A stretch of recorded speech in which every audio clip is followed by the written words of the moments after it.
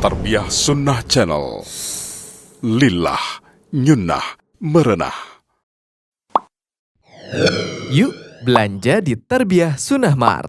Dengan belanja di Tarbiyah Sunnah Mart, Anda turut berpartisipasi dalam dakwah yang diselenggarakan YTS.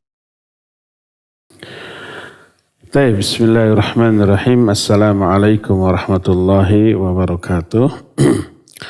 Alhamdulillahilladzi hadana lihadza wa ma kunna linahtadiya laula an hadana Allah wa asyhadu an la ilaha illallah wahdahu la syarikalah wa asyhadu anna Muhammadan abduhu wa rasuluh. Ya ayyuhalladzina amanu taqullaha haqqa tuqatih wa la tamutunna illa wa antum muslimun. Wa ba'd. Ikhwati fillah azanillahu wa iyyakum, baik para pendengar radio Tarbiyah Sunnah Bandung di 1476 AM ataupun para pemirsa melalui streaming ataupun melalui YouTube, Facebook, Instagram ataupun media sosial lain di mana saja Anda berada. Juga beberapa radio yang ikut gabung dalam menyiarkan kajian kita di pagi hari ini di mana saja Anda berada. Kajian sekarang ini dilaksanakan secara online ya, pengganti jadwal tetap di setiap Kamis ketiga pagi hari khusus muslimah di Masjid Agung Al-Ukhwah Bandung. Karena adanya wabah virus corona, maka kita stop kajian langsung yang mengumpulkan jamaah atau massa yang banyak dan kita ganti dengan online ini. Kalau biasanya membahas masalah perakhwatan, kalau nggak salah tentang benteng wanita muslimah ya, kita sekarang spesial membahas tentang apa yang sekarang sedang dihadapi oleh seluruh manusia di dunia, yaitu tersebarnya wabah virus corona yang penyebarannya begitu amat sangat mudah dan juga cepat ya, tetapi amat sangat berbahaya bagi kita. Mungkin agak terlambat pembahasan ini karena awal tersebarnya virus corona sudah lebih dari sebulan yang lalu atau 2 bulan yang lalu. Tapi peribahasa mengatakan lebih baik terlambat daripada tidak sama sekali ya. Yang akan kita bahas bukan pencegahan secara teknis atau secara medis. Karena itu bukan fak saya. Itu dokter ahli kesehatan lebih layak, lebih ahli untuk mengupas secara ilmiah sesuai dengan kapasitas ilmu mereka. Adapun yang kita akan bahas adalah dari sisi syar'i. Karena upaya yang kita lakukan ini ada 2 jenis upaya. Pertama adalah upaya hissi, yang kedua adalah upaya syar'i. Upaya hissi adalah upaya yang dilakukan secara logis, secara rasional, secara realistis, secara nyata langsung. Dan ini adalah faknya ahli kesehatan, ahli medis. Dengan cara selalu menjaga kesehatan, selalu sesering mungkin mencuci tangan, menghindarkan menyentuh bagian wajah dengan tangan, menghindarkan tempat-tempat keramaian, menghindari kontak fisik dengan banyak orang, dan seterusnya, itu adalah faknya para ahli medis. Itu usaha hissi. Nah sekarang yang kedua adalah usaha syar'i. Usaha syar'i itu usaha yang oleh syariat memang diperintahkan untuk kita lakukan. Baik ada hubungan sebab akibat secara hissi ataupun tidak. Baik rasional ataupun tidak. baik logis ataupun tidak. Asal secara syariat ini diperintahkan, maka lakukanlah sebagai upaya syar'i. Yang jelas, satu hal yang wajib untuk kita yakini, bahwa tersebarnya virus, penyakit, wabah, atau musibah apapun, itu tidak akan mungkin keluar dari takdir Allah Subhanahu wa ta'ala. Ini kehendak Allah, dan ini Allah yang menetapkan. Tidak ada di alam dunia ini satu peristiwa pun yang terjadi di luar takdir Allah, di luar kehendak Allah Subhanahu wa ta'ala. Allah berfirman di dalam banyak ayat Al-Quran. Di antaranya umpamanya surah Al-Hadid, ayat yang ke-22, Allah Subhanahu wa ta'ala berfirman, Ma asaba min musibatin fil ardi, wala fi anfusikum, illa fi kitabim min qabli an nabra'aha. Kata Allah, tidak ada satupun musibah yang terjadi di muka bumi. Ma asaba min musibatin fil ard wala fi anfusikum, atau kejadian yang menimpa diri-diri kalian, illa fi kitabin min qabli an nabra'aha, kecuali semua itu sudah tertulis dalam kitab. Kitab yang dimaksud kitab induk penulisan seluruh takdir di Lauhul Mahfuz. Semuanya itu illa fi kitabin min qabli an nabra'aha, sebelum kami menciptakan alam jagat raya ini. Ketika menafsirkan ayat ini berkata Nabi alaihi salatu wassalam, innallaha khalaqal khalqa wa qaddara maqadirahu min qabli ayakhluqas samawati wal ard bi 50 alfasana. Rawahu Muslim. Kata Rasul sallallahu alaihi wa alihi wasallam, Allah menciptakan makhluk dan telah menetapkan takdir bagi setiap makhluk itu 50.000 tahun sebelum Allah menciptakan langit dan bumi. Langit buminya belum ada, apalagi kitanya yang hidup di bumi tersebut. 50.000 tahun sebelum adanya langit dan bumi, seluruh takdir yang akan terjadi di muka bumi ini telah Allah tuliskan sebagai ketetapan yang pasti terjadi di alam jagat raya ini. Termasuk munculnya virus corona ini. Ini adalah takdir Allah Azza wa Jalla. Dalam surah At-Taghabun ayat yang ke-14 Allah pun berfirman, Ma asaba min musibatin fil ardi illa biiznillah. Tidak ada satu musibah pun, satu kejadian pun yang terjadi di muka bumi kecuali semua terjadi dengan izin Allah Azza wa Jalla. Maka fakullu ma syaa kana wa ma lam yasha lam yakun. Semua yang Allah kehendaki pasti terjadi. Yang dimaksud kehendak Allah di sini adalah kehendak yang kauniyah berupa takdir. Semua yang Allah takdirkan pasti terjadi. Wa man lam yasha lam yakun, dan apa yang tidak Allah takdirkan tidak mungkin terjadi. Jadi semua kejadian baik yang baik ataupun yang buruk, maksudnya buruk, efeknya kepada kita berupa musibah, termasuk penyebaran virus corona ini, semuanya ini merupakan ketetapan Allah Azza wa Jalla dengan hikmah-hikmah yang agung di balik seluruh musibah tersebut. Dan kita wajib mengimaninya. Iman kepada takdir ini termasuk salah satu di antara rukun iman yang mengimaninya ditekankan. Sebagaimana sabda Nabi SAW yang dikenal dengan sebutan hadis Jibril, ketika Jibril ini datang dalam bentuk seorang manusia dengan pakaian yang sangat putih, rambut sangat hitam, tidak terlihat bekas-bekas safar pada dirinya, tapi tak ada seorang pun yang mengenalnya. Disebut orang jauh, tak ada yang mengenal, disebut orang dekat, Tidak ada bekas safar pada dirinya.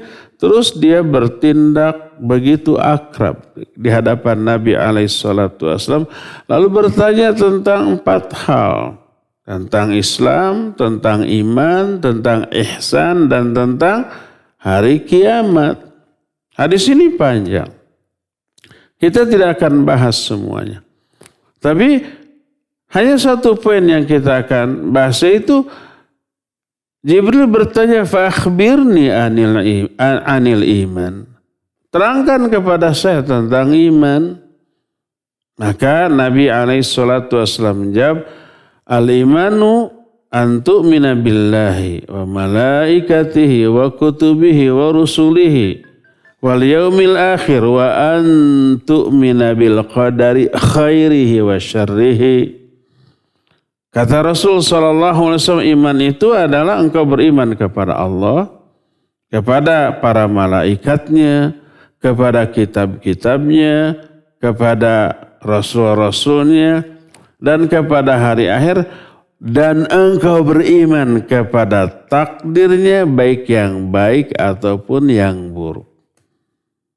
Jadi ketika beriman kepada malaikat, kepada kitab, kepada rasul, kepada hari akhir, itu diidhafatkan kepada iman kepada Allah.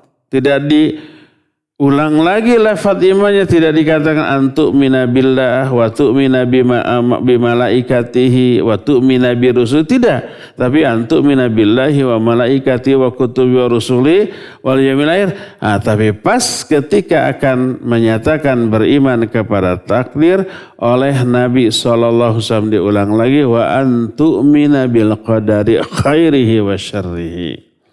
Dan kau beriman kepada takdirnya, baik yang baiknya ataupun yang buruknya. Diulangi lafaz antu'mina biqadari khairihi wa syarri merupakan penekanan yang mengisyaratkan ini ditekankan karena apa?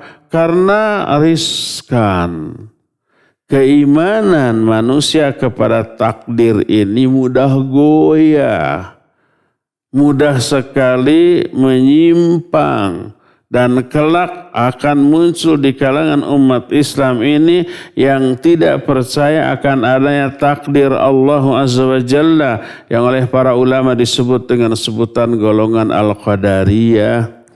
Mereka itu taqdimul aql anin naql, mendahulukan akal daripada wahyu. Akhirnya disingkirkanlah iman kepada takdir, kata mereka tidak ada takdir.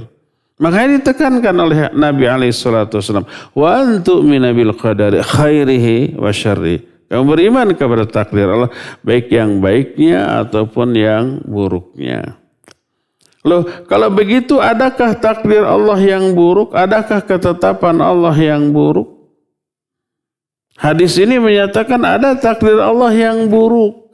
Tapi ada tapinya tuh. Takdir, di dalam lafaz takdir ada 2 hal yang terkandung. Pertama adalah al-qadar. Al-qadar itu ketetapan Allah. Yang kedua al-maqdur. Al-maqdur itu peristiwa. Terjadinya peristiwa. Peristiwa yang Allah tetapkan tadi. Ada ketetapan, ada peristiwa yang terjadi berdasarkan ketetapan tadi. Adapun ketetapannya, takdirnya, tidak ada yang buruk. Semua ketetapan Allah, takdir Allah adalah baik, nggak ada yang buruk.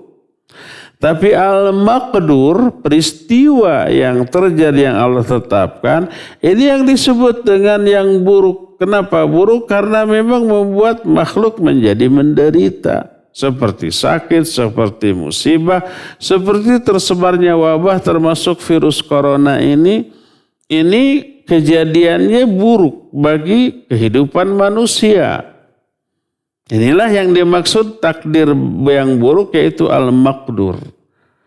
Peristiwa yang ditakdirkannya. Adapun ketetapan Allah dalam menetapkan kejadian yang buruk ini adalah baik.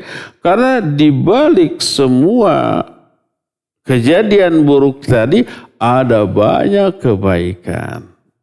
yang tidak terkandung di dalam hal-hal lainnya. Kebaikannya yaitu menggugurkan dosa-dosa, kebaikannya yaitu terlimpahnya pahala, karena kita harus sabar menghadapinya, dan pahala bagi orang yang sabar itu banyak sekali. Innama yuwaffas sabiruna ajrahum bighairi hisab.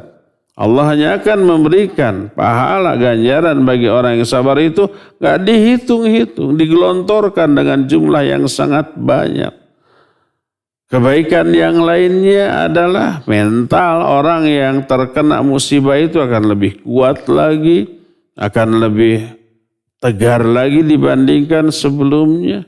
Ya, ada pengalaman dan pelajaran dari pengalaman atau kejadian yang buruk tersebut. Terus doa orang yang terkena musibah itu didengar, dikabulkan oleh Allah Azza wa Jalla. Dan banyak lagi keuntungan-keuntungan lain dari peristiwa atau takdir yang buruk tadi. Oleh karena itulah, maka wajib kita meyakini adanya takdir Allah. Semua yang terjadi Allah tetapkan. Allah yang mentakdirkan. Allah yang bikin. Allah yang buat. Karena adanya kebaikan yang banyak di balik semua kejadian tadi. Ya, itu pertama, bahwa tersebarnya virus corona ini takdir dari Allah Subhanahu wa Ta'ala.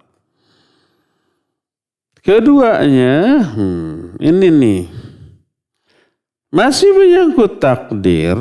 Siapa yang akan terkena takdir tersebut? Juga sudah Allah takdirkan. Siapa yang terkena wabah sudah Allah tetapkan.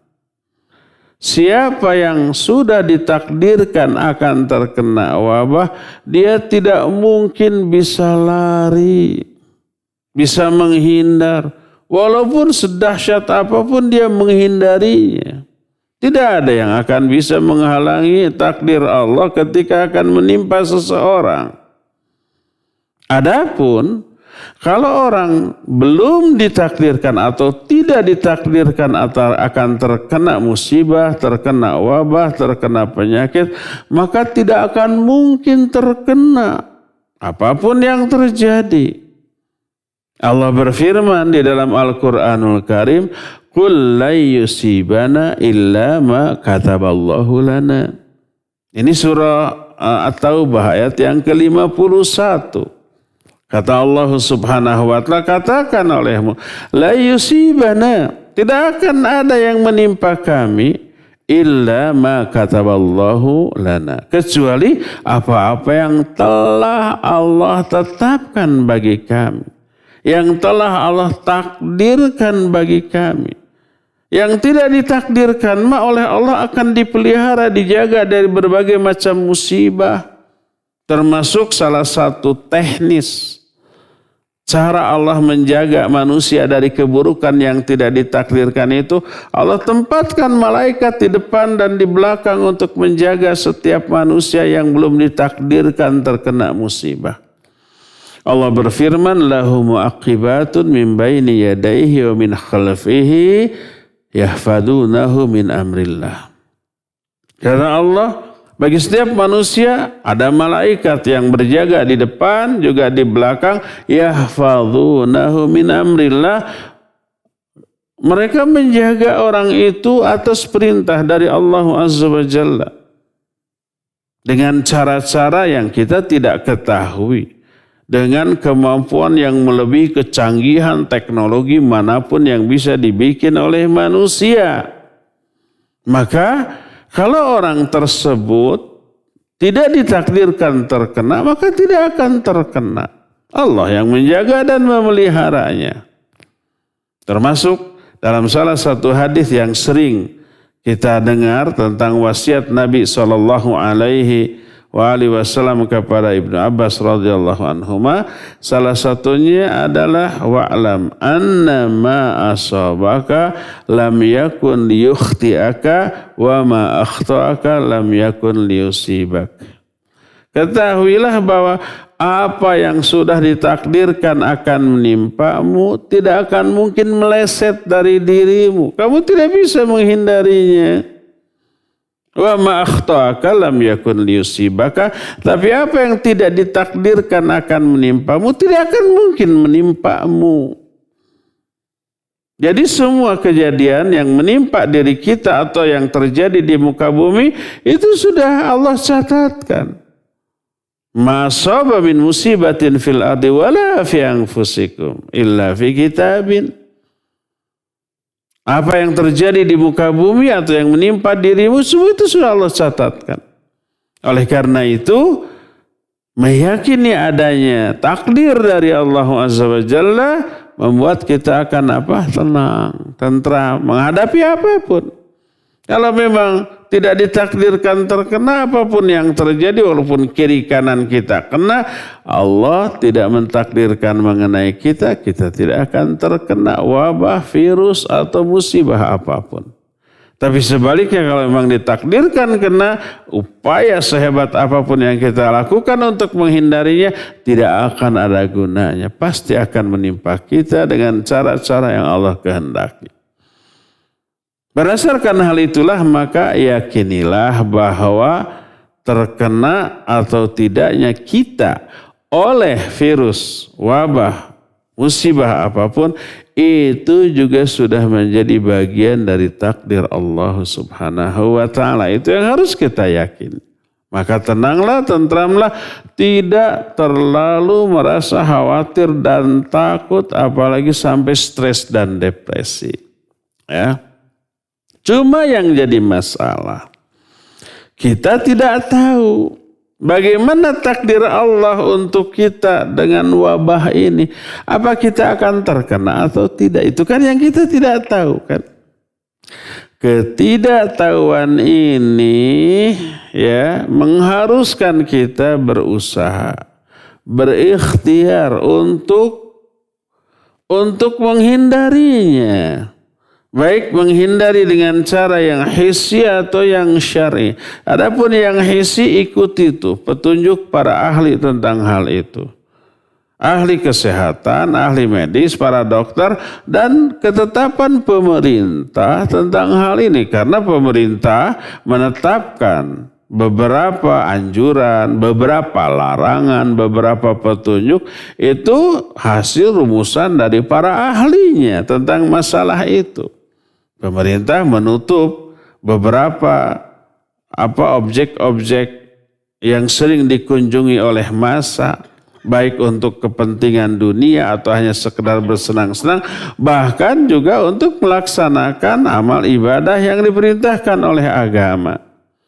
Dilarangnya atau ditutupnya tempat-tempat wisata atau dianjurkannya untuk tidak banyak berkunjung ke tempat-tempat keramaian seperti mal, seperti pasar, seperti transportasi umum dan yang lain-lainnya ya.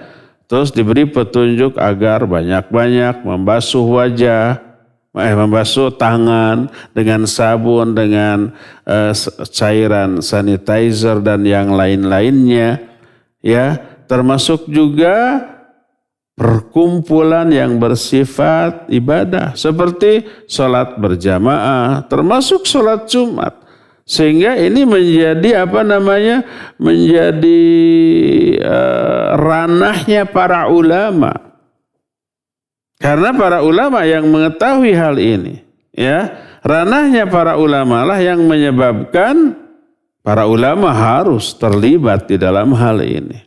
Dan sudah muncul fatwa di semua negara, di daerah Timur Tengah, termasuk di Saudi Arabia, di Kuwait, di Qatar, di Oman, di Mesir, termasuk di Indonesia. Semua majelis fatwanya memfatwakan bahwa kalau di daerah tempat kita ada yang memang sudah terindisikan terkena virus corona, ya, dan mereka masih bisa berinteraksi, bersosialisasi dengan manusia.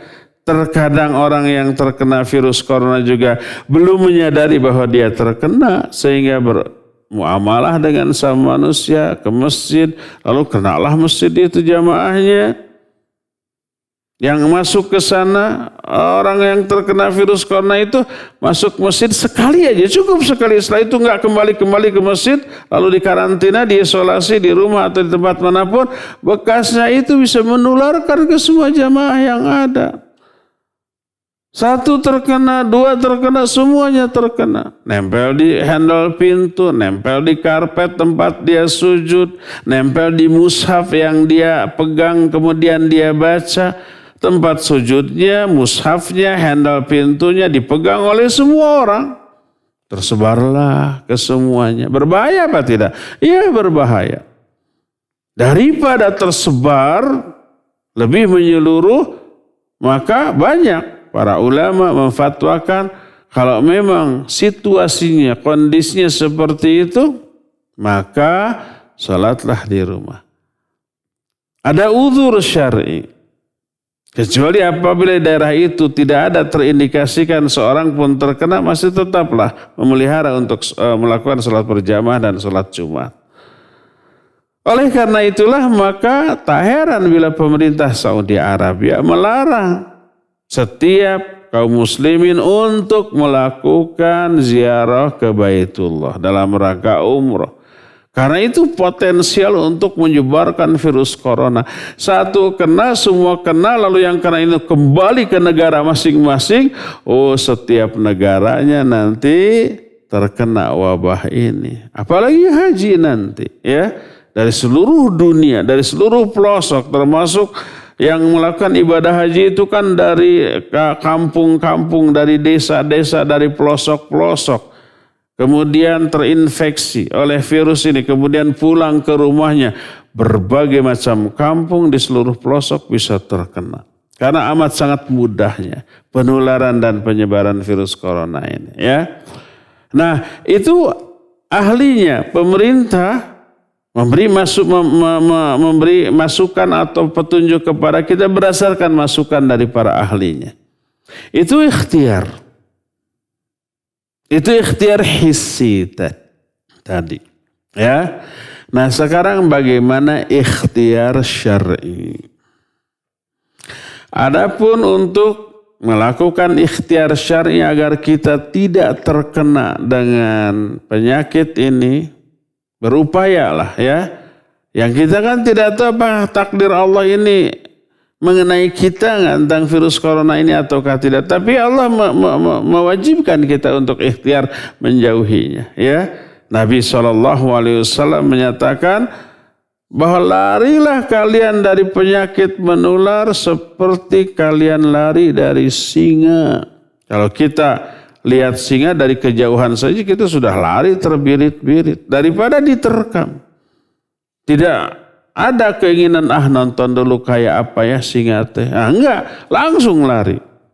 Seperti itulah perintah Nabi alaihi salatu wasallam untuk menghindari wabah apapun bentuknya, termasuk corona ini ya.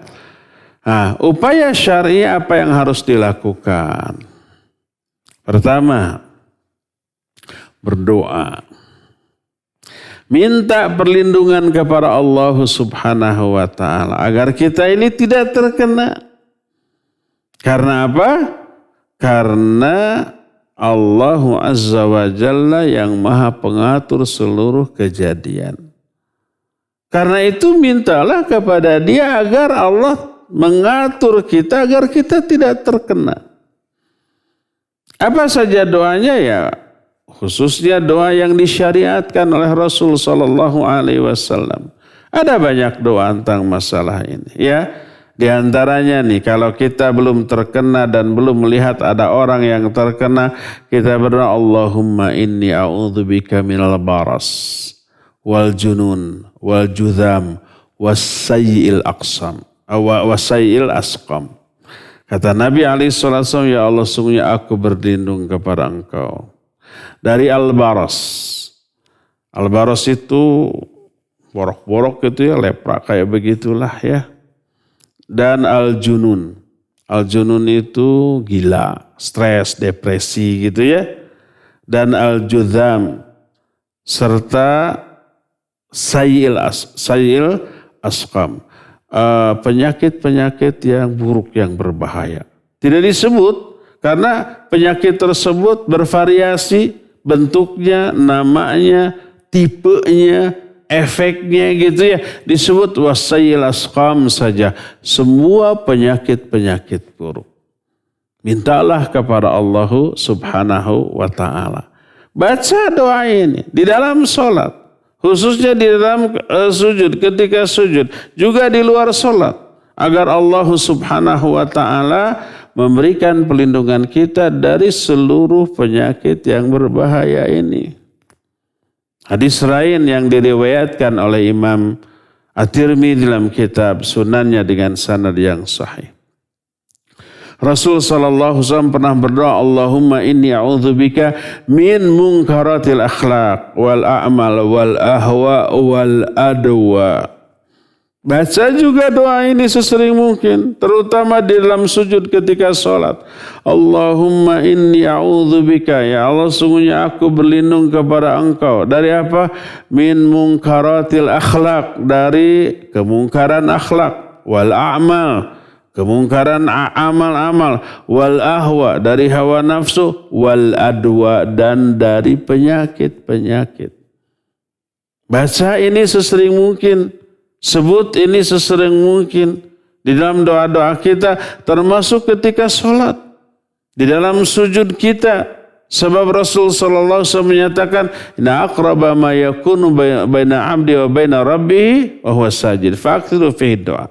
Jarak terdekat antara seseorang hamba dengan Allah adalah ketika sujud di dalam sholat, maka perbanyak oleh kamu doa di dalam sujud itu.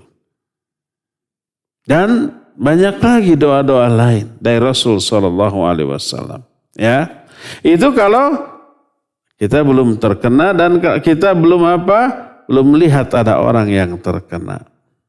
Adapun ketika kita melihat, mengetahui ada yang terkena, sudah ada yang tertimpa musibah ini, baik mungkin saudara kita bertemu, berjumpa, atau hanya sekedar berita di TV, di radio, di internet, ya, termasuk di media sosial, di Facebook, di YouTube, atau di grup WhatsApp yang kita miliki, ada yang sudah terkena. Apa yang harus kita lakukan? Jangan sampai bilang, iya amit-amit ya, mudah-mudahan kita mah tidak kena ya. Sing jauh gitu, bararain si kasabrang ke Palembang balikna mau kurupuk. Jangan bilang begitu. Tapi ada doanya. Kata Nabi alaihi salatu wassalam, man ra'a sahibul bala faqala alhamdulillahilladzi afani mimma ibtalaka bih wa faddalani ala katsiri mimman khalaqa tafdila. Kata Nabi alaihi salatu wassalam, tidak ada seorang pun yang melihat orang yang terkena musibah, lalu dia berdoa, alhamdulillahilladzi afani mimma ibtalaka bi, segala puji bagi Allah yang telah menyelamatkan aku dari musibah yang telah menimpamu, wa faddalani mimma katsiri mimman khalaq tafdila, dan telah memberikan keutamaan kepadaku dengan sebesar-besar keutamaan yang tidak engkau berikan kepada kebanyakan makhluk. Siapa orang yang berdoa begitu ketika melihat orang lain terkena musibah, maka Allah Azza wa Jalla akan menyelamatkan orang itu dari musibah tersebut. Akan menghindarkan, memelihara orang itu dari musibah tersebut. Ini janji dari Allah, dan Allah itu la yukhliful mi'ad. Allah itu kan tidak pernah mengingkari janjinya. Semua yang Allah pernah janjikan pasti itu dia akan dilaksanakan. Makanya hafalkan doa ini ketika mendengar berita, membaca berita, melihat berita ada yang terkena. Baik orang-orang yang dikenal, para pejabat, para menteri, kan sekarang ada berita, ada beberapa menteri yang terkena. Beberapa baik pejabat di dalam negeri ataupun di luar negeri, orang-orang terkena. Baca doa ini, alhamdulillahilladzi afani mimma ibtalaka bih wa faddalani ala katsiri mimman khalaqa tafdila. Baca, maka Allah akan memelihara kita dari penyakit ini. Berdasarkan janji Allah melalui sabda Rasulnya sallallahu alaihi wasallam. Ya, baca doa ini. Kalau kita sudah melihat atau mendengar atau mengetahui ada orang yang sudah terkena virus ini, wabah ini. Ya. Ini yang kedua. Adapun yang ketiga, musibah Allah timpakan kepada orang mukmin sebagai azab bagi mereka. Sekaligus selain juga sebagai ujian bagi seorang mukmin. Seluruh wabah, seluruh musibah berfungsi ganda. Sebagai ujian, sebagai azab. Sebagai ujian dia akan melihat, Allah akan melihat gimana antisipasi dia, respon dia terhadap musibah ini. Apakah responnya itu ridha dengan musibah ini, pasrah dengan musibah ini? Ataukah dia marah kepada Allah, suudzon kepada Allah, menyalahkan Allah, histeris, putus asa, depresi atau gimana? Diuji itu. Kedua, sekaligus sebagai azab yang berfungsi menghapus dosa-dosa dia di masa lalu. Innallaha idza ahabba qauman ibtala.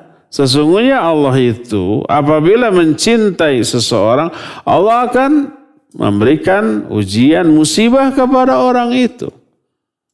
Karena dengan musibah itu terampunilah dosa-dosanya.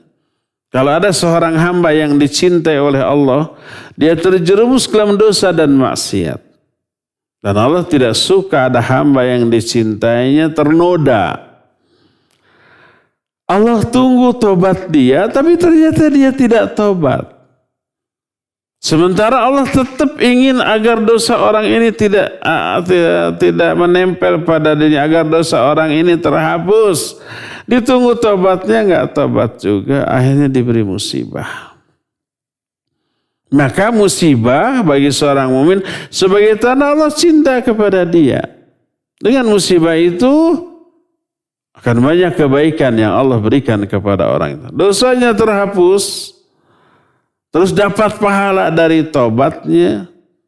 Kemudian selama dapat musibah, dia akan lebih mendekat kepada Allah. Umumnya orang kan begitu ya, diberi kesulitan, diberi penyakit, diberi musibah, diberi penderitaan, biasanya mendekat tuh kepada Allah. Malam-malam bangun, tahajud, berdoa. Siangnya saum kepada Allah, selama saumnya berdoa. Terus mengagendakan untuk sering-sering membaca kitab Allah, Al-Quran Al-Karim dan yang sejenis. Begitu tuh. Allah suka seperti itu. Kalau nggak dikasih musibah, nggak dikasih ujian, nggak begitu. Lalai dia. Ya, hare-hare dia kepada perintah Allah Subhanahu wa ta'ala. Maka dikasihlah ujian, cobaan. Salah satunya termasuk wabah, termasuk virus corona ini ujian dari Allah Azza wa Jalla. Sekaligus penghapus atas dosa-dosa kita. Azab dari Allah untuk menghapus dosanya. Karena ditunggu tobatnya gak kunjung tiba ini tobatnya. Gak kunjung dilakukan. Oleh karena itulah maka salah satu cara agar kita tidak terkena virus corona atau wabah apapun, perbanyak istighfar, perbanyak tobat, perbanyak amalan penghapus dosa. Pada intinya seluruh amal baik adalah amalan penghapus dosa. Innal hasanati yudhibnas sayyi'at. Sesungguhnya kebaikan-kebaikan itu bisa menghapus dosa-dosa dan kesalahan kita. Apalagi tobat, apalagi istighfar. Berkata Rasul sallallahu alaihi wasallam, "Innas shadaqat tudfi'u ghadabar rahman." Sedekah itu bisa memadamkan kemurkaan Allah kepada orang tersebut. Banyak sedekah, maka Allah yang tadinya murka karena dosa dia, lalu padamlah kemurkaan Allah. Karena sedekah itu menghapus dosa-dosa. Ya, as-salawatul khams. Wal jumu'ah ilal jumu'ah wa ramadhan ila ramadhan wa fi riwayatin wal umrah ilal umrah mukaffiratun liman bainahunna majtunibatil kaba'ir. Salat yang 5 waktu, Jumat ke Jumat, Ramadan ke Ramadan, umrah ke umrah itu menghapus dosa-dosa yang dilakukan di antaranya, ya. Maka bertobatlah. Tobat ini bisa menghapus dosa dan bisa mengeluarkan kita dari musibah. Salah seorang nabi disebut dengan sebutan Nabi Dhunnun. Nabi siapa? Nabi Yunus. Dhunnun. Yang dimakan oleh ikan paus teh geningnya ikan nun lah. Ya. Fadhahaba mughadiban. Dia itu pergi dalam keadaan marah. Apa yang terjadi? Oleh Allah Azza wa Jalla diperingatkan. Diberi musibah dengan cara apa? Dicapluk sama ikan besar. Setelah dicapluk dan berada di perut ikan itu kan makan mangsanya kan tidak dikunyahnya, ada giginya ikannya. Ada, tapi tidak untuk mengunyah, langsung dileg-leg. Dileg-leg itu di apa? Ditelan langsung. Jadi tidak hancur. Sampai ke perut ikan, masih hidup tuh, masih utuh. Aduh, gimana nggak bisa keluar, bisa-bisa sampai hari kiamat terkubur di sana nih. Padahal jasad para nabi kan tidak akan hancur. Akhirnya satu-satunya yang beliau lakukanlah bertobat, mengakui kezalimannya, maka berdoa kepada Allah. Apa yang dilakukan dibaca oleh Nabi Nuh. La ilaha illa anta subhanaka inni kuntu minal zalimin. Kata Allah Azza wa Jalla, berkata Nabi Yunus, la ilaha illa anta, tidak ada sembahan yang hak selain engkau ya Allah. Subhanaka, maha suci engkau. Inni kuntu minal zalimin, sesungguhnya aku ini termasuk orang-orang yang zalim. Baca. Maka apa akibatnya? Allah melepaskan beliau dari kesulitan hidup. Dikeluarkanlah dari perut ikan tersebut. Ya, setelah mengakui kesalahan, mengucapkan kalimat tauhid la ilaha illa anta subhanaka inni kuntu minadz zalimin, lalu dikeluarkanlah beliau dari perut ikan ini, bebaslah dari masalah. Maka doa ini menjadi salah satu di antara doa yang disyariatkan ketika kita memperoleh musibah, memperoleh kesulitan, maka baca doa ini, hafalkan. La ilaha illa anta subhanaka inni kuntu minadz zalimin. Ya, termasuk di antara doa ketika memperoleh kesulitan agar diberikan apa? Diberikan solusi, jalan keluar dan kemudahan oleh Allah Azza wa Jalla. Banyak-banyak membaca doa tersebut, banyak istighfar, banyak bertobat, banyak-banyak mengakui kesalahan, banyak-banyak mengucapkan kalimat tauhid la ilaha illallah, banyak-banyak tuh membaca doa yang tadi dibaca oleh Nabi Yunus, la ilaha illa anta subhanaka inni kuntu minadz zalimin. Ya, maka Allah Subhanahu wa taala akan mengeluarkan orang tersebut dari masalah. Jadi agar kita terhindar dari musibah, maka tobat, istighfar, lakukan amalan-amalan penghapus dosa. Apa hubungannya tobat dengan terhindar dari musibah? Hubungannya jelas. Musibah itu Allah yang ngatur. Musibah itu salah satu azab yang Allah berikan kepada orang mukmin atas dosa-dosanya. Maka agar tidak terkena dengan musibah itu, hapus dulu itu dosa-dosa. Dengan cara apa? Banyak-banyak tobat, banyak istighfar, banyak melakukan infak dan sedekah. Maka semua itu menghapus dosa-dosanya. Setelah dosanya terhapus bersih, maka Tidak akan lagi Allah menimpakan musibah yang tadinya dicanangkan kepada orang tersebut untuk menghapus dosa-dosanya. Sebab dosanya sudah terhapus dengan taubatnya, dengan amal baik yang dilakukan oleh orang tersebut. Ya.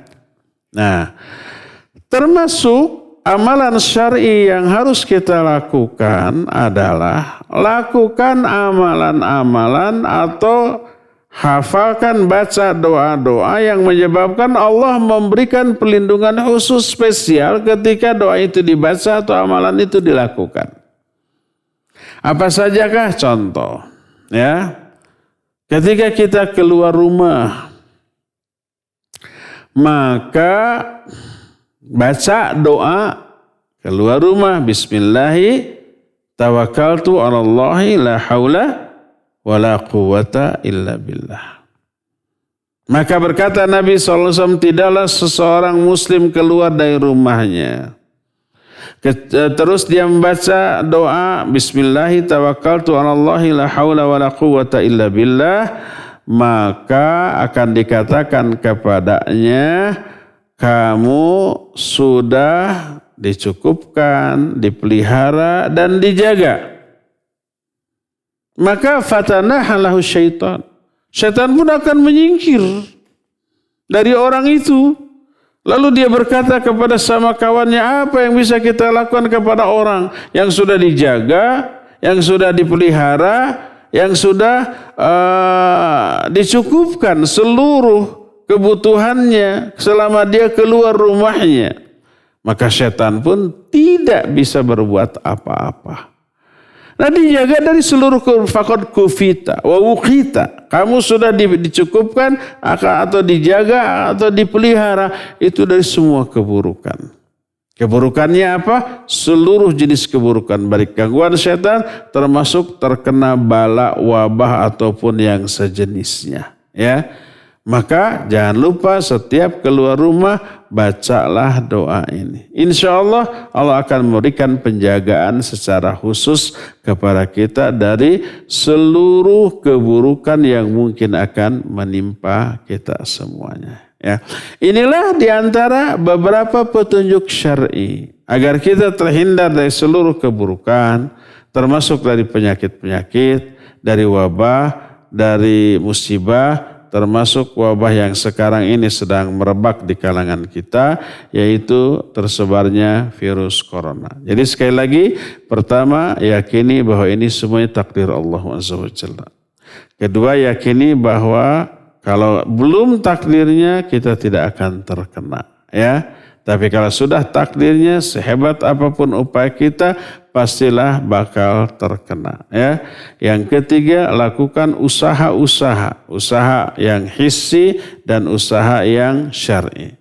Usaha yang hissi, coba dengarkan penjelasan para ahli, dengarkan petunjuk dari pemerintah, ya, dari tenaga medis. Adapun usaha-usaha syar'i, maka seperti yang diterangkan tadi, banyak-banyak berdoa minta perlindungan kepada Allah, berdoa kepada Allah dengan doa-doa yang disyariatkan ketika melihat mendengar ada orang yang sudah terkena dengan virus ini, termasuk juga doa-doa harian ketika keluar dari rumah, ketika zikir pagi dan petang, ketika akan tidur, semuanya itu ada doa-doa yang menyebabkan Allah Azza wa Jalla memberikan perlindungan khusus, penjagaan khusus kepada kita sekalian agar terhindar dari segala macam jenis keburukan ini, ya.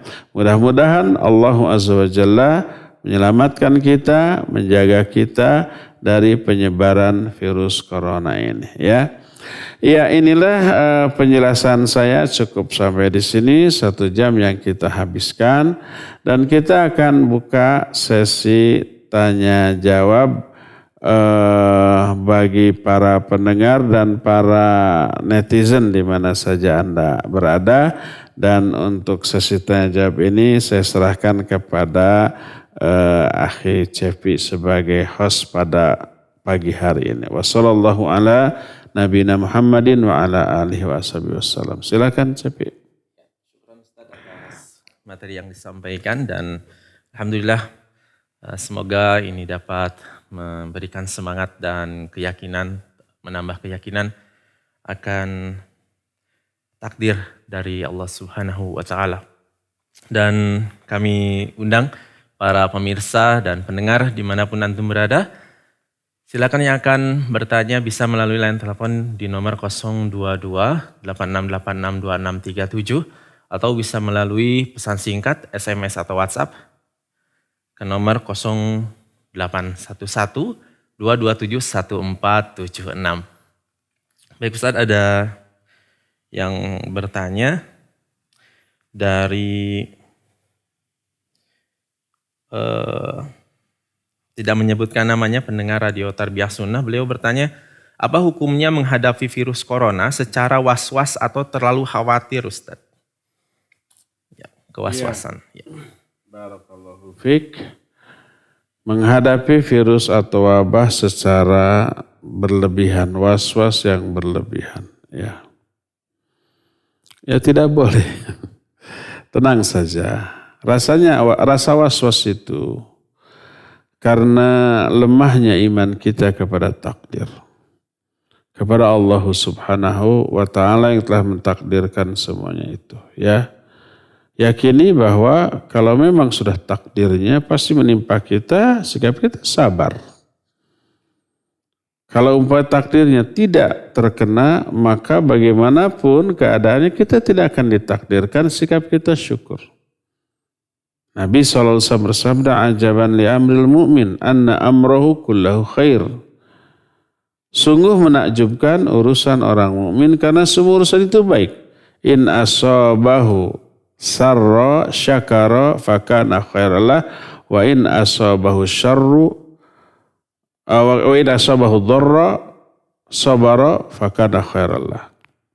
Kalau orang itu diberikan mengalami kegembiraan, kesenangan, kebahagiaan, dia bersyukur.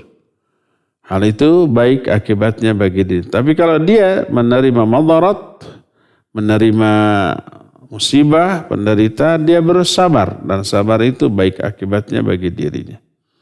Jadi tidak ada yang perlu diwaswaskan dari semua musibah yang Allah berikan kepada kita.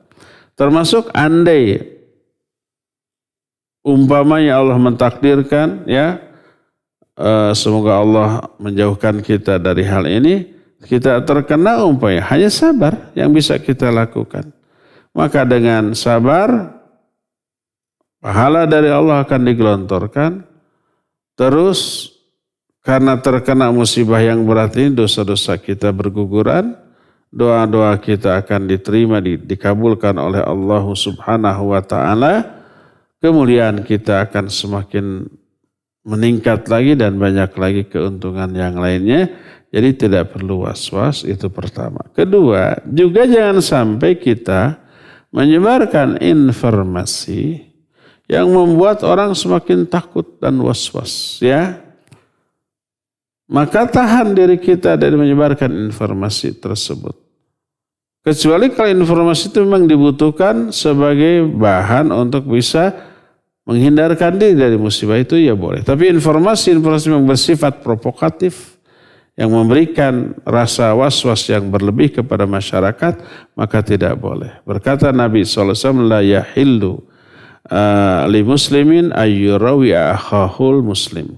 Tidaklah halal bagi seorang muslim untuk menakut-nakuti saudaranya sesama muslim. Termasuk dengan memberikan informasi yang menakutkan, ya. Jangan. Wallahu a'lam. Silakan. Pertanyaan selanjutnya Ustadz, dari seorang mahasiswa yang sedang ada telepon. Ya, baik. Silakan. Sudah ada telepon yang masuk. Silakan. Halo. Halo, Assalamualaikum. Waalaikumsalam. Dari Bapak, siapa, di mana Bapak? Didin di Batu Jajar, Ustadz. Oh ya, silakan. Ustadz, bagaimana kita boleh nggak sholatnya itu jadi direnggang-renggang, Ustadz? Seperti ada yang di Bandung saat ini ya, udah mulai sholatnya ada yang direnggang-renggang gitu untuk menghindari corona. Dan satu lagi, untuk Jumatan boleh diganti zuhur nggak, Ustadz? Syukur, Ustadz. Iya, barakallahu fiik. Ya, silakan. Pak Diding di Batu Jajar ya. Pertama, sholat yang direnggang-renggang. Ini terjadi di semua negara. Saya kemarin juga ada kiriman video dari Belanda, dari Amsterdam. Termasuk menanyakan hukumnya. Jadi imam sendirian di depan, makmum di belakang itu berjarak sekitar lebih dari 1 meter. Satu makmum berdiri sendiri-sendiri ya. Dan berjarak lebih dari 1 meter atau 2 meter malah, 2 meter. 2 meter. Lalu mereka mempertanyakan hukum berjamaah seperti itu gimana. Dan ternyata itu juga terjadi di banyak negara, termasuk mungkin di Bandung sudah ada yang begitu ya. Karena itulah, maka pertanyaan ini pernah diajukan kepada para ulama, kepada para masyayikh. Di antaranya adalah Syekh Abdul Muhsin Al-Abbad, hafizahullah ta'ala di kota Madinah, di Masjid Nabawi. Beliau pernah ditanya tentang hal itu. Apa yang terjadi? Apa yang beliau jawab? Beliau menyatakan sholatnya sah tapi tidak dihitung berjamaah. Itu sholat munfarid saja. Ya, sholat munfarid saja. Kecuali kalau memang ada uzur syar'i yang mengharuskan seperti itu. Seperti dipastikan bahwa itu sudah terindikasi. Sudah dipastikan positif corona. Tapi dia sholat berjamaah, maka ya rengganglah kita dari dia. Karena ada uzur. Tapi masih untuk upaya preventif menghindari tidak ada berita bahwa orang itu terkena penyakit. Terus kita sudah berupaya maksimal sebelum masuk masjid, dicuci dulu tangan ya, kemudian pakai masker juga, kemudian ketika membuka menutup pintu, handle-nya juga sudah diyakini disemprot dulu dengan alkohol atau dengan yang sejenisnya, sehingga diyakini bebas dari virus, atau mendorongnya dengan benda apapun gitu, maka tidak perlu kekhawatiran secara berlebihan seperti itu. Tetaplah rapat seperti biasa ya. Termasuk umpamanya di Selacau ini, di Masjid Umar bin Khattab, sholat masih ditegakkan, dan karena belum pernah mendengar ada satu orang yang terinfeksi virus ini, maka kita belum seketat itu di dalam menetapkan aturan sholat berjamaah, masih tetap. Hanya lebih diperketat dari segi karpetnya kita bongkar, bawa sejadah sendiri-sendiri, di pintu disiapkan air sanitizer yang seperti itu, disiapkan juga tisu, kemudian sedapat mungkin sesebentar mungkin ada di masjid. Kita anjurkan sholat sunatnya di rumah ya.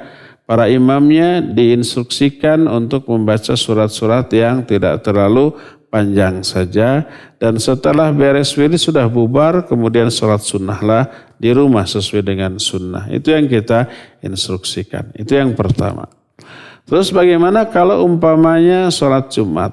Kita khawatir karena sekarang ini ada berita sudah banyak yang terkena virus corona melebihi dari berita resmi yang diumumkan oleh pemerintah. Karena datanya valid dari orang-orang yang terlibat di dalam penanganan virus corona ini. Sudah menyebar tanpa terkendali ya. Karena apa? Karena rumah sakit terbatas kapasitasnya ya. Tenaga medis juga banyak yang terkena. Apa akibatnya? Banyak pasien yang tidak tertampung. Dipulangkan lagi. Apa boleh buat? Memang harus demikian. Daripada tidak tertangani dan seterusnya. Akhirnya pasien jalan-jalan secara liar ke sana kemari ya. Tidak mustahil menginfeksi banyak orang. Nah, khawatir umpamanya di daerah kita ada, maka boleh tidak Jumatan. Apa yang harus dilakukan? Yang harus dilakukan sholat zuhur di rumah sendiri atau berjamaah dengan keluarga. Kalau sholat zuhur otomatis 4 rakaat ya, 4 rakaat seperti biasa. Wallahu a'lam. Syukran Ustaz atas jawabannya, dan kembali ke pertanyaan via pesan singkat dari seorang mahasiswa asal Sumatera. Beliau bertanya apakah boleh atau apakah hukumnya kalau saya pulang saat ini karena menghindari efek dari virus corona seperti kurangnya bahan pangan? Apakah sama dengan hukum dilarangnya keluar dari daerah wabah yang saya dengar sama dengan dosa besar lari dari medan perang? Terus apakah kalau mau pulang lewat bandara termasuk dalam hukum larangan masuk ke daerah wabah? Syukron atas nasihatnya Ustaz, silakan. Iya, barakallahu fik. Pertama, yang dimaksud daerah wabah adalah satu kota yang memang sudah dipastikan tersebar wabah di kota tersebut. Semua orang terkena. Adapun umpah sebuah kota yang di dalamnya ada 1-2 yang terkena. Dan 1-2 ini langsung ditangani, diisolir, dikarantina, dipisahkan, ya, ditangani secara khusus. Yang lain-lain agar yang lain-lain tidak kena, maka tidak berarti itu daerah wabah. Kalau memang hanya ada 1-2 yang terkena dianggap daerah wabah, maka semua kota sudah dianggap daerah wabah karena hampir semua kota sudah ada. Di Bandung kan sudah ada. Kabupaten Bandung Barat juga sudah ada berita yang kita sampaikan. Apakah KBB ini daerah wabah? Enggak, ya. Tidak. Jadi yang dimaksud daerah wabah itu kalau mayoritas dari penduduk yang hidup di kota tersebut sudah terkena. Seperti Wuhan di Cina yang menjadi awal tersebarnya virus ini, yaitu sudah kota wabah. Nggak boleh kita ke sana. Dan orang yang ada di sana nggak boleh keluar. Adapun umpamanya Jakarta, Bandung itu belum dianggap sebagai kota wabah. Karena persentase orang yang terkena juga masih sangat sedikit, kurang dari 1% mungkin. Maka tidak dianggap kota wabah, ya. Termasuk tempat-tempat seperti mal atau bandara atau umpamanya tempat lain lah. Tidak disebut sebagai sumber wabah. Apalagi umpamanya di tempat tersebut diterapkan peraturan yang ketat, ya. Setiap kali kita masuk mal itu ada petugas, ya, dicek dulu suhu tubuh, kemudian dikasih cairan sanitizer tadi, dikasih juga umpamanya apa yang nutup masker umpamanya ketat. Dan orang yang sudah lewat pemeriksaan dikasih tanda. Kemarin saya masuk mall lewat aja, tapi itu ketika masuk di center suhu tubuhnya, ya, dengan alat tertentu, setelah clear lalu dikasih stiker kecil warna kuning di sini. Jadi setiap orang yang sudah masuk itu ada tanda itu, berarti orang itu sudah aman, steril gitu, ya. Termasuk bandara, ya. Bandara tidak disebut sebagai tempat wabah walaupun amat sangat berpotensi untuk menyebarkan dakwah.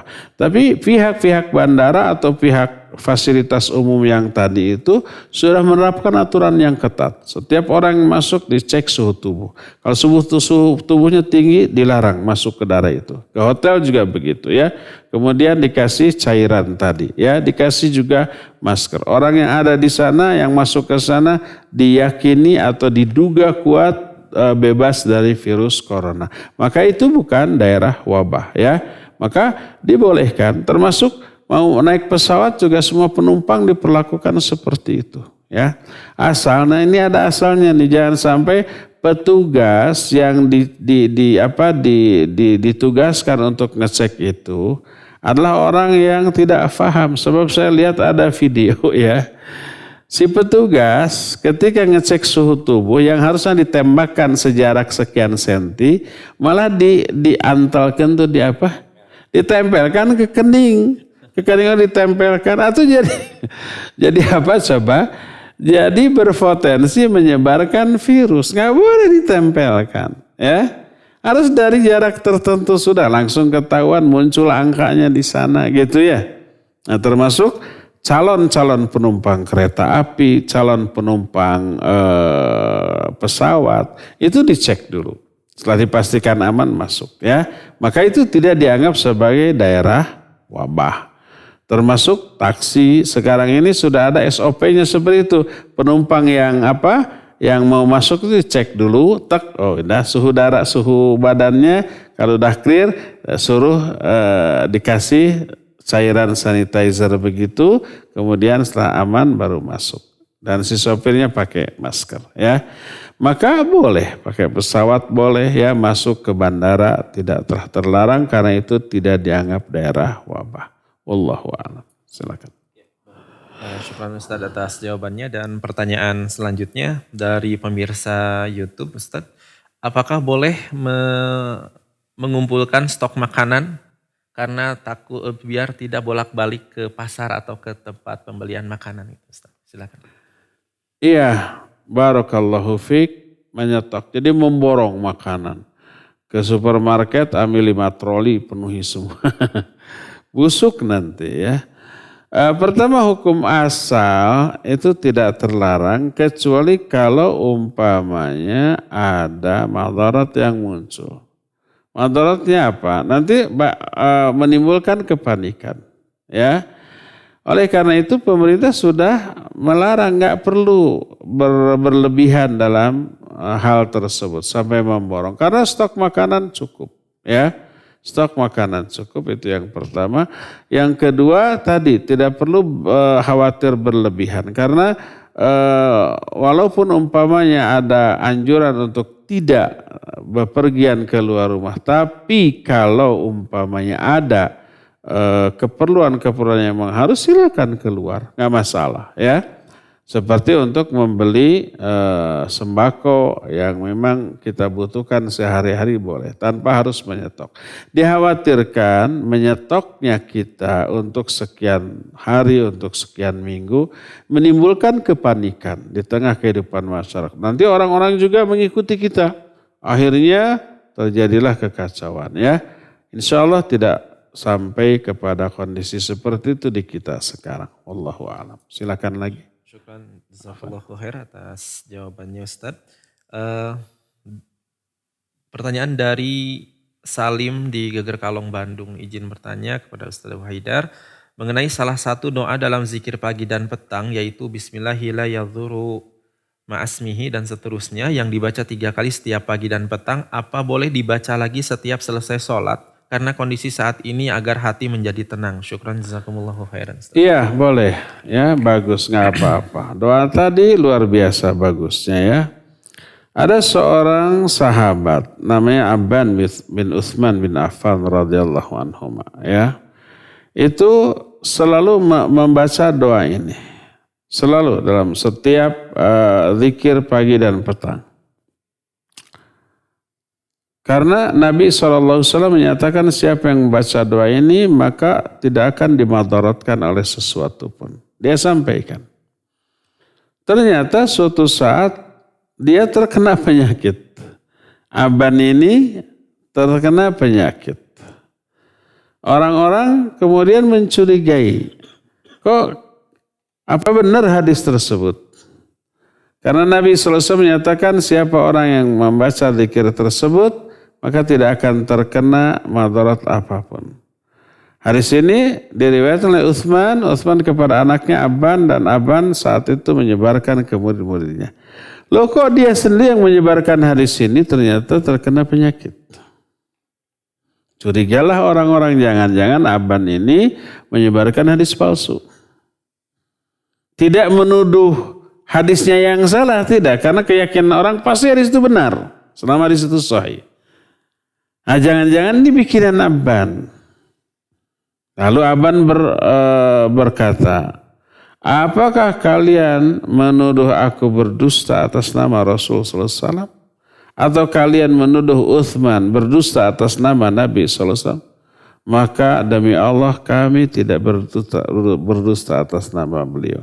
Adapun saya ya, terkena penyakit ini karena pernah suatu hari di pagi hari saya sedang marah emosi. Karena suatu kejadian akhirnya saya lupa membaca doa ini. Di hari itu lupa membaca doa ini di hari itu, dan akhirnya saya terkena penyakit al-falij. Al-falij itu lumpuh sebelah ya.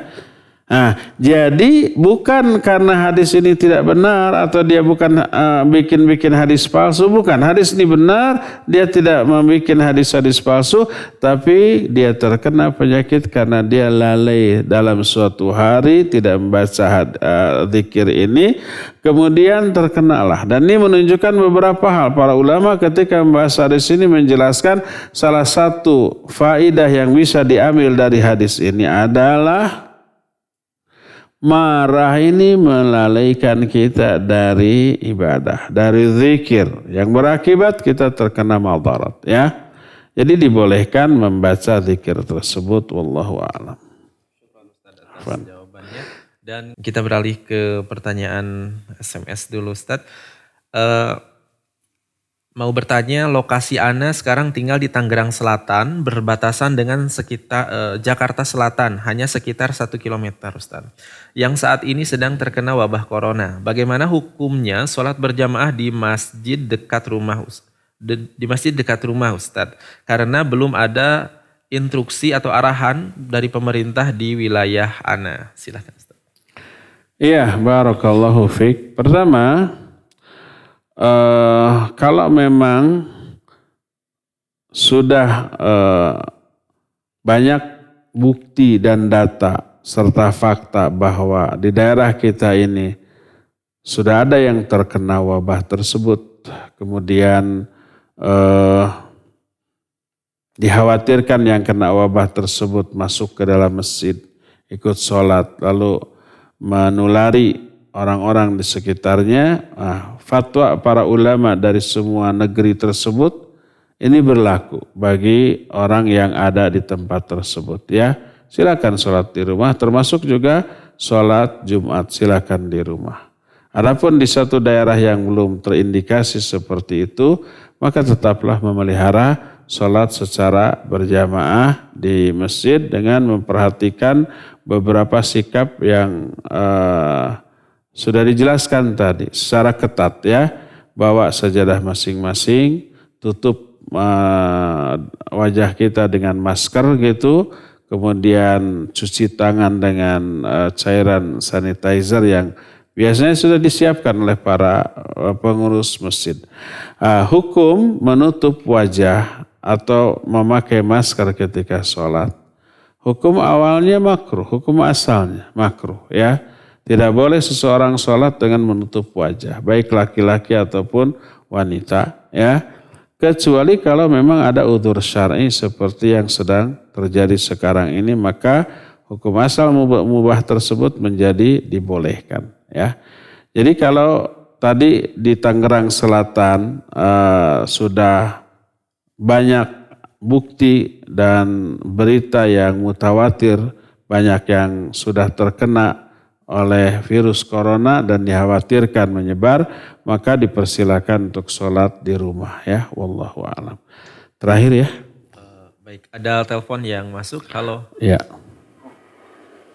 Ya, halo. Sudah masuk Bapak? Halo. Atau Ibu? Halo, Assalamualaikum. Ya. Waalaikumsalam warahmatullahi. Dengan Bapak siapa di mana? Dengan Ali di Cijerah. Ya, silakan. Silakan. Iya. Terkait virus corona yang ada di Indonesia sekarang ini, khususnya di Bandung, dan bagaimana peran seorang muslim terhadap istrinya untuk mencari ma'isyah atau keluarganya? Sekarang kan banyak dibatasi, apalagi banyak sekarang driver-driver online yang kerja di jalan. Itu gimana cara kita bertawakal kepada Allahnya, Ustaz? Iya. Mohon nasihatnya, barakallahu fiik, Ustaz. Iya, wa fika barakallah. Aldi, ya. Hari di Cijerah. Ya, pertama tadi baca zikir tadi, ya, setiap pagi dan petang. Yang kedua, setiap keluar rumah baca doa keluar rumah. Bismillahirrahmanirrahim. La haula wala quwwata illa billah, ya. Yang ketiga, banyak-banyak istighfar, banyak-banyak bertobat, banyak-banyak infak dan sedekah, ya. Karena sedekah, istighfar, tobat itu yang bisa menghindarkan kita dari bala, dari musibah, ya. Nah, itu adalah cara-cara syar'inya. Adapun cara-cara hisinya, ya jangan kita lupakan. Pakailah masker, bawa cairan pembersih tangan, sanitizer yang kecil yang selalu kita bawa-bawa kemana-mana, bawa air minum yang usahakan setiap 15 menit sekali kita minum walaupun hanya sedikit, hanya seteguk, karena itu juga insya Allah bisa menghindarkan kita. Dan ya lakukanlah seperti biasa. Kalau dagang jangan bersentuhan dengan para pembelinya atau dengan pedagang yang lainnya, tetaplah pakai masker ya. Ikuti petunjuk para ahli medis tentang masalah ini. Adapun upaya syar'inya tadi banyak berlindung kepada Allah, banyak berdoa, ya, banyak istighfar, banyak tobat, banyak sedekah, dan tetaplah berikhtiar mencari rizki untuk anak dan istri kita ya. Ya, paling sekian saja dulu ya untuk sekarang. Mudah-mudahan insya Allah di kesempatan lain kita bisa lanjut dengan kajian-kajian yang lainnya. Subhanakallahum bihamdik asyhadu an la ilaha illa anta astaghfiruka wa atubu ilaik walhamdulillahi rabbil alamin. Wassalamualaikum warahmatullahi wabarakatuh.